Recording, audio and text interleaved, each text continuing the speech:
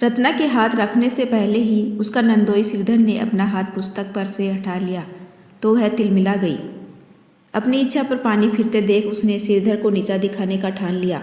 8 साल पहले रत्ना की छोटी नंद दीपाली के साथ श्रीधर का विवाह हुआ था। श्रीधर शहर के नामी कॉलेज में इतिहास के प्रोफेसर थे।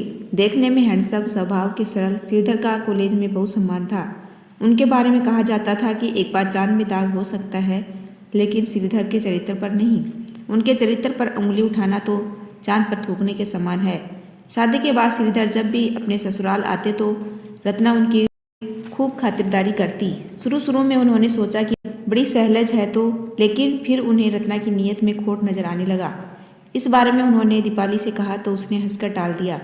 श्रीधर का बेटा जब 5 वर्ष का था तो एक असाध्य बीमारी के कारण दीपाली की मृत्यु हो गई।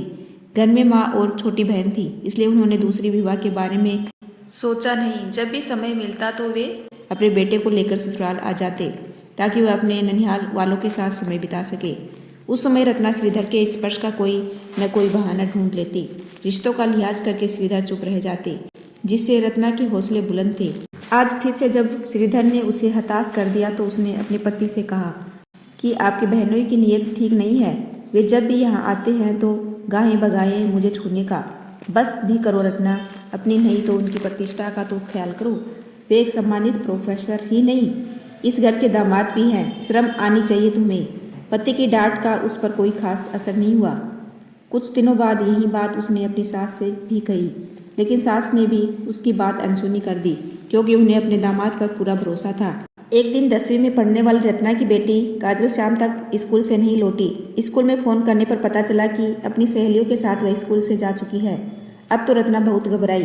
पति को बोली कि पुलिस को फ़ोन कीजिए, कहीं कुछ गलत। तभी काजल श्रीधर के साथ घर आई। सबने दोनों पर प्रश्नों की झड़ी लगा दी। कहाँ रह गई थी, क्या हुआ?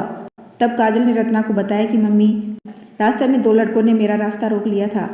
वे मेरे साथ बदतमीजी करने लगे थे। तभी फूफा जी आ गए और मुझे उन बदमाशों के चंगुल से बचाया। मम्मी, आज फूफा जी ना होते तो। और वह रोने लगी। तब रत्ना का पति बोला, रत्ना, श्रीधर के कारण ही आज तुम्हारी बेटी सुरक्षित घर लौटी है और तुम उन्हीं पर। चांद पर थूकने से पहले एक बार तो सोचती। जी मुझे माफ़ कर दीजिए, कहते हुए उसने अपनी गर्दन नीची कर ली। तभी श्रीधर मुस्कुराते हुए बोले, क्यों भाभी, अपने नंदोई को चाय नहीं पिलाएंगी? अभी लाई। रत्ना के कहते ही सभी मुस्कुरा उठे। यदि आपको मेरा छोटा सा प्रयास अच्छा लगा हो तो चैनल को लाइक, शेयर एंड सब्सक्राइब कीजिए। आपका अपना कीमती समय देने के लिए दिल से धन्यवाद।